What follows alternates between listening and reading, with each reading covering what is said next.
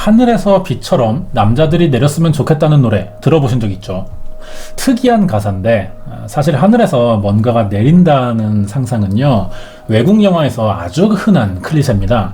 음식이나 돈이 떨어지는 장면이 애니메이션에 유독 많이 나오죠. 하늘에서 음식이 내린다면 이 대표적인 애니메이션인데요. 똑같은 음식만 매일 먹는 마을 사람들에게 뭔가 도움이 되고 싶었던 과학자가 원하는 음식을 하늘에서 떨어뜨려주는 기계를 만들었습니다. 그런데 사람들이 기계에 익숙해지면서 더 많고 자극적인 음식을 원하기 시작한 거예요. 그러다가 마을에 거대한 음식이 떨어지면서 사고가 생겨요. 결국 기계를 만든 과학자는 자기 손으로 이 기계를 부수면서 마을은 다시 평화를 찾게 됐다는 내용이에요. 욕심에 과하면 안 된다는 주제의 동화인데, 이 애니메이션이 특이한 이유는요, 실제 사건으로 만들어졌다는 것이죠. 약 100년 전 미국에서 비슷한 사건이 있었습니다. 어떤 일이었는지 자세한 내용 궁금하시면 구독과 좋아요 부탁드립니다. 1876년 3월 3일 미국 켄터키주에 기상천외한 일이 발생합니다. 정확한 위치는 켄터키주의 베스라는 지역 안에 랜킨이라는 마을이 있어요. 여기 하늘에서 비나 눈이 아닌 이상한 물체가 떨어지기 시작했습니다. 처음엔 우박인 줄 알고 사람들이 피했는데요, 떨어지는 걸 가만히 지켜보니까 이게 우박이 아니었던 거죠. 꽤 커다란 고기 조각들인 겁니다. 크기가 평균 5cm 정도 됐고요. 큰 거는 10cm가 넘는 것도 있었어요. 자연재해라고 보기엔 잠깐 일어난 현상에 딱히 별다른 피해도 없었습니다. 그렇다고 이걸 그냥 지나치자니 설명할 수가 없는 이상한 현상이거든요. 워낙에 특이한 사건이 벌어진 탓에 미국의 대표 언론지인 뉴욕타임스에도 소개가 된 적이 있습니다. 채식주의자가 아니면 고기 싫어하는 사람은 많지 않을 거예요. 공짜로 식량이 생기기도 했으니까요. 그런데 이걸 함부로 먹어선 또 안 되겠죠. 일단 이 고기 조각들이 어디서 온 것인지 알 수 없었고, 당시 과학기술로는 어떤 동물인지도 알아낼 수가 없었습니다. 하지만 결국 궁금함을 참지 못한 마을 주민들이 직접 고기를 먹어보기로 했어요. 과연 어떤 맛이었을까요? 고기비가 내리고 처음 이것을 먹어본 사람들의 반응은 양 아니면 사슴으로 된 고기 같다고 말했습니다. 날것이긴 했지만 괜찮은 맛이었고 몸에 별다른 이상도 없자 나중에는 고기를 전문으로 다루는 사냥꾼들도 먹어봤는데 이 사람들은 곰고기 같다는 말을 했어요. 켄터키주에 갑자기 고기비가 내렸다는 사건이 뉴스와 신문으로 알려지자 이 현상에 관심을 가진 많은 과학자들이 현지를 찾아와 조사를 시작했는데요. 최초로 고기비를 조사한 레오팔트 브랜다이스라는 박사는 이 비가 사실 동물의 살점은 아니고 구슬말이라고 부르는 식물의 종류라고 말했습니다. 구슬말은 연주처럼 생긴 식물이래요. 비가 오면 젤리처럼 굳어버리는 특징을 가지고 있답니다. 반대로 건조한 곳에 있으면 말린 미역처럼 작게 비틀어진다고 하는데요. 사진이 위에가 이제 수분을 머금은 상태의 구슬말이고 아래가 드라이, 말려진 상태인 거죠. 좀 차이가 있어요. 구슬말이 물을 먹고 젤리처럼 굳으면 이게 고기 모양과 비슷해진다고 합니다. 그래서 처음에 이 말을 믿는 사람들이 많았어요. 하지만 이상한 건 오랜 시간이 지나도 이 고기들은 구슬말처럼 마르지 않고 계속 모양을 유지했다는 겁니다. 구슬말은 아니라는 생각이 들자 다른 과학자들이 고기비의 성분을 더 조사해 봤는데, 다음은 뉴욕 과학협회 회원이었던 앨런 M. 해밀턴이라는 박사가 고기비의 성분이 말이나 어린 아이들의 폐조직과 상당히 유사하다는 발표를 했어요. 말과 사람의 조직이 실제로 비슷하고요. 처음 고기비를 먹어본 사람들도 동물의 고기 같다는 말을 했으니까 앨런 박사의 말은 꽤 그럴듯해 보였습니다. 두 번째 조사에서는 고기비의 표본 중 2개가 폐와 연골, 3개가 근육 부위라고 판정도 나왔어요. 자, 이 고기비의 정체는 동물의 살점이라는 게 어느 정도 밝혀진 것 같습니다. 그럼 어떤 동물이고 왜 이 조각들이 하늘에서 떨어졌는지를 알아낼 차례죠. 하지만 이 두 가지는 알아내지 못했어요. 여러 가지 이야기들은 많았는데 그 당시에는 신빙성이 있어 보였지만 시간이 지나면서 발전된 과학기술로 다시 봤을 때 모두 불가능한 이야기들로 밝혀집니다. 지금까지 알아낸 고기비의 정체는 알 수 없는 동물의 신체 조직으로 이루어졌다는 것 외에 아무것도 밝혀진 것이 없어요. 켄터키에서 고기비가 내린 뒤로 몇 번 더 같은 현상이 발생한 적은 있습니다. 하지만 이 현상이 왜 발생하는지 원인이 밝혀지지 못했다는 거죠. 사람이 일부러 하늘에서 고기 조각을 뿌리기는 힘들었어요. 그 당시가 비행기술이 발달하기 전이라 쉽지 않은 일이었을 겁니다. 혹시나 가능했어도 정작 현장에서 고기비가 내리는 걸 봤다는 사람은 아무도 없었거든요. 정말 하늘에서 몇 분 동안 비처럼 떨어졌던 겁니다. 그러다 보니 우주에서 외계 생명체의 잔해가 지구로 떨어졌다는 이야기와 외계인이 생체 실험을 하고 남은 조각을 지구 대기권에 버렸다, 이런 이야기들이 있었는데 믿을 만한 이야기는 사실 아니었죠. 그중 가장 그럴듯해 보이는 이야기가 하나 있긴 했습니다. 일부 과학자들과 켄터키의 마을 주민들은 대머리 술이라는 새의 습성이 켄터키주에 일어난 고기비 사건을 일으킨 것이라고 말한 적이 있는데요. 대머리 수리는 위협을 느낄 경우 자신이 먹었던 고기를 뱉어낸다고 합니다. 그러니까 독수리 무리가 떼지어 날면서 어느 순간 토하는 독수리가 생겼던 것이고, 이걸 본 다른 독수리들도 자신들의 무리에 위험이 생겼다는 생각이 들어서 단체로 입안에 있는 음식을 뱉어내고 도망쳤다는 이야기죠. 이 독수리의 습성이 이렇다면 지금까지 나왔던 가설들 중 가장 그럴듯해 보이는 이야기입니다. 하지만 켄터키주에 내린 고기비는 축구 경기장보다 조금 더 작은 면적에 뿌려졌거든요. 대머리 수리가 이런 넓이에 먹이를 뿌리려면 한두 마리로는 안 될 겁니다. 독수리 물이라는 이야기도 나왔으니까 수십 마리가 동시에 뱉어야만 가능한 현상일 텐데, 그날 정작 켄터키주 주민들은 대머리 수리를 본 적이 없다는 거죠. 축구 경기장 정도의 면적이라면 땅에 서 있을 때 꽤 넓은 지역일 수는 있습니다. 하지만 하늘에서 내려다 보면은 오히려 좁은 범위로 볼 수도 있거든요. 그리고 고기들이 떨어지면서 바람을 탈 거예요. 그러면 변수들이 생기기 때문에 특정 범위 안에 집중적으로 떨어뜨리기는 불가능하다는 거죠. 독수리들의 집단 구토 현상이 이론적으로 가능할 수는 있습니다. 하지만 독수리가 관찰되지 않았었고, 먹은 것 중에 유독 고기만 토한다는 것도 말은 안 되고요. 켄터키의 고기비 사건은 표본이 아직 남아있긴 합니다. 하지만 약 100년 전에 일어난 사건이라 양이 굉장히 적어요. 그래서 다양한 실험을 할 기회가 그만큼 적기 때문에 이제 와서 자세한 조사는 사실상 힘들어 보이고요. 켄터키에서 일어난 뒤에 다른 지역에서도 비슷한 현상이 일어났다는 보고도 있긴 했습니다. 하지만 지금은 왜 이런 현상이 일어나지 않는지 이것이 전혀 설명되지 않고 있죠. 어떤 현상이 발생했을 때 한 번이 아니라 계속해서 보고가 돼야만 더 자세한 연구를 할 수 있습니다. 그런데 잠깐 일어난 데다 과학적인 분석도 어렵다면 미스터리한 현상으로만 생각할 수밖에 없을 것 같아요. 가장 중요한 표본을 채취하지 못한다면 언젠가부터는 사람들의 입으로만 전해지는 어떤 가상의 이야기로 이게 변질될 수 있는 여지도 남아있다고 생각합니다. 이 사건을 설명하는데 아무런 방법이 없는 건 사실 아니었어요. 처음 이 사건의 원인을 조사했던 그 레오팔트 브렌다이스 박사는 고기비를 구슬말로 추정된다는 의견 외에 다른 이야기 하나를 더했거든요.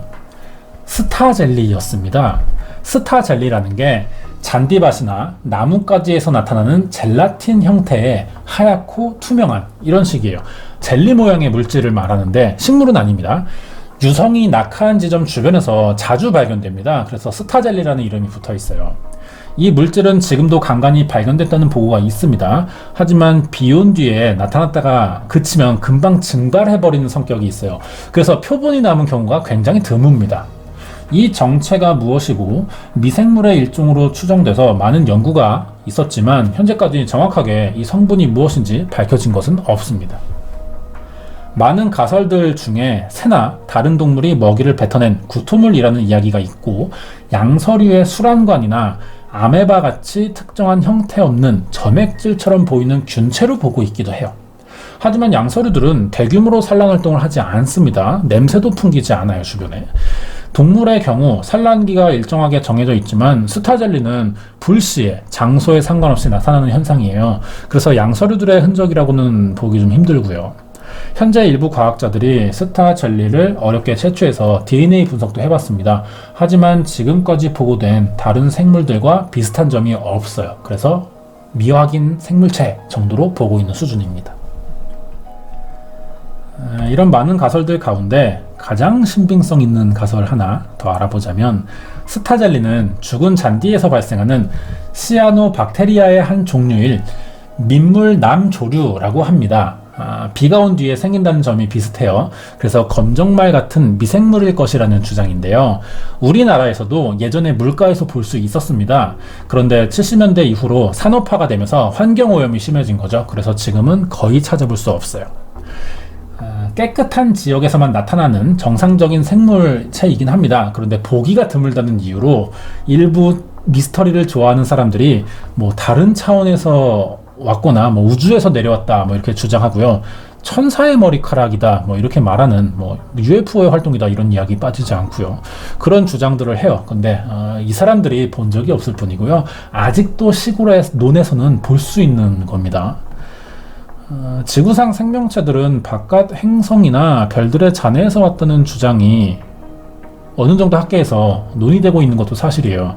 하지만 그 증거로 스타 젤리를 들기에는 설득력이 부족하고요. 스타 젤리는 아직 확실히 미생물의 일종인지 제대로 검증된 것도 아니고 DNA 검사에서도 밝혀지지 않았기 때문에 좀 더 연구가 필요한 물질입니다. 자, 그렇다면 고기가 비로 내렸다는 이 현상은 끝내 밝힐 수 없냐는 거죠. 최근에 고기비에 대한 새로운 해석도 등장했어요. 기상현상이라고 보기는 어렵지만 비슷하게 가끔씩 보고되고 있는 현상이 존재하긴 합니다.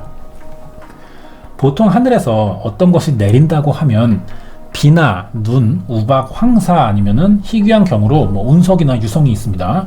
이것들은 이미 원인이 규명된 기상현상이나 자연현상이 되죠. 이외에 남은 한 가지가 있는데, 해당 지역에 존재하지 않는 물건이나 소형 생물들이 대량으로 떨어지는 동물비라고 합니다. 동물비 중에 가장 잘 알려진 사례가 개구리비예요. 소형 물고기나 올챙이비도 있습니다. 주로 물에 사는 생명체들이라는 거죠. 지금 이야기하는 켄터키 고기비 사건도 동물비에 포함이 되는 거예요. 고기로 된 비가 내린 사례는 거의 없지만 소형 동물이 떨어지는 현상은 드물어도 꾸준히 보고되고 있기 때문에 현재 연구가 계속되고 있거든요. 그럼 지금부터 과학자들 사이에서 가장 유력하게 생각하고 있는 동물비에 관한 몇 가지 가설들을 알아보도록 하겠습니다. 첫 번째로 회오리 바람을 예로 들 수 있어요. 토네이도에 의해 발생했을 것이라는 추측인데요. 가능해 보이죠? 갑자기 발생한 토네이도가 동물들 빨아들이면서 바람이 멈추면 떨어진다, 뭐 이런 가설인 건데, 개구리비의 경우는 같은 종으로 된 동물이 한꺼번에 내린 사례가 대부분입니다. 그런데 생물이나 사물을 상관없이 빨아들이는 회오리 바람과 성격이 다르다는 이런 문제도 있죠. 왜 유독 고기 조각만 떨어졌냐는 겁니다. 만약 회오리 바람으로 생긴 현상이라면 기상센터에서도 관측이 됐을 거예요. 그럼 나중에도 주변에 흔적이 남으니까 현장을 눈으로도 볼 수 있는데, 개구리비가 발생한 지역에서 회오리 바람까지 같이 생겼다는 보고가 아직까지 전해진 게 없어요. 그래서 회오리 바람설은 설득력이 적다고 볼 수 있습니다. 두 번째, 인간이 의도적으로 공중에서 뿌리는 장난을 쳤다는 가설이 있는데, 이게 오히려 현실성이 더 있어 보입니다. 그런데 이건 지금에서는 가능한 일이고요. 그 당시 감안해 보자면 한 지역에서 여러 마리를 뿌릴 때 이걸 미리 모아둬야겠죠. 그리고 운반도 해야 될 겁니다. 그러면 아무래도 사람들 눈에 띌 수밖에 없을 거예요. 공중에서 뿌리는 방법도 그 당시에는 쉽지 않은 일이었을 겁니다. 비가 내리던 날 근처에서 동물을 실어 나르거나 뭐 관련된 목격이 전혀 없기도 했고요. 개구리비의 경우 그동안 수천 건 이상의 사례가 있었는데 이게 전부 인간이 인위적으로 만든 장난이라기에는 현실성이 좀 떨어진다는 거예요. 따라서 이 의견도 모든 개구리비 현상들을 설명하기엔 한계가 있습니다. 비슷한 예로 빠지지 않는 외계인의 장난이라는 말도 있지만 당연히 학계에서 받아들여지지 않고 있죠. 세 번째, 개구리로 된 낙하 현상 한정했을 때 어느 정도 설득력 있는 이야기가 되는데, 개구리비로 관측된 사례 중 상당수는 도시가 아닌 시골 지역인 경우가 많았습니다. 인구가 많지 않은 지역이라 만약 누군가가 벌인 일이라고 했을 때 목격자도 그만큼 드물어질 수밖에 없고요. 이런 곳에서 갑자기 많은 개구리들이 나타난다면 비나 태풍으로 이동 장면이 불확실할 때 하늘에서 갑자기 떨어진 것처럼 보일 수도 있다는 거죠. 실제로 개구리비가 목격된 경우 하늘에서 내리는 순간이 아니라 이미 떨어진 뒤의 경우가 많았기 때문에 이 이야기는 설득력이 꽤 높은 편이라고 볼 수도 있습니다. 자, 마지막으로요. 조류들이 먹이를 물고 날아가던 도중 여러 가지 이유로 떨어뜨렸지 않을까 이런 가설이 있는데, 실제로 동물비 현상 중 상당수가 개구리, 올챙이, 소형 어류들, 물에 사는 생물인 경우가 대다수죠. 그러면 충분히 이게 가능성이 있는 이야기가 됩니다. 하지만 그 순간을 상상해 보자면 억지스러운 면이 좀 느껴져요. 아무리 잠깐 동안 내렸다 해도 사람 눈에 비처럼 보이려면은 수십 마리의 새가 동시에 먹이를 뱉어내야 될 겁니다. 이게 현실적으로 일어나기 힘든 일이라는 거죠. 켄터키 주의 고기비 사건이 대머리 수리가 먹이를 토한 것이라는 가설이 있었어요. 비슷한 이야기가 되는데, 비가 내렸다고 할 만한 수의 생물이 한꺼번에 떨어뜨리려면 동시에 그 많은 새들이 한 번에 사냥을 나갔다가 떨어뜨려야 됩니다. 이런 현상이 조류학적인 측면에서 불가능하다는 생각이 들어요. 일단 그만한 규모의 새떼를 관측했다는 보고가 나온 적이 없기 때문에 사실상 가능성이 좀 떨어진다, 이렇게 볼 수 있죠. 따라서 지금까지 이야기한 미스터리한 사건들 중에 이게 아무래도 가장 원인을 설명하기 어려운 사례가 될 것 같은데요. 도저히 설명이 되지 않고요. 과학기술이 발달한 지금까지도 원인을 알아내기 어려운 현상 중 하나입니다. 비슷한 일들이 앞으로 몇 번은 더 반복돼야 제대로 사건을 조사하고 이유를 찾아낼 수 있지 않을까, 이렇게 보여요. 켄터키 고기비 사건은 너무 오래전에 일어나기도 했고요. 어느 날 갑자기 일어난 사건입니다. 그래서 제대로 알아볼 새도 없이 표본들이 다 사라졌어요. 조사할 방법이 없다는 겁니다. 누군가 피해를 입지는 않았지만 이런 현상이 계속 됐었다면, 쭉 이어졌다면 여기서 어떤 문제가 생겼을지도 몰라요. 하지만 단발적으로 일어난 사건이라 심각하게 그 당시에 받아들여지지도 않았습니다. 그냥 재미있는 이야기 중 하나가 되고요. 그래서 영화나 애니메이션에서도 자주 등장하는 상징적인 장면으로 알려지고 있습니다. 준비한 내용 여기까지입니다. 이번 사건은 1876년 미국 켄터키주에서 발생한 미스터리한 현상 중 하나인 켄터키 고기비 사건이었습니다.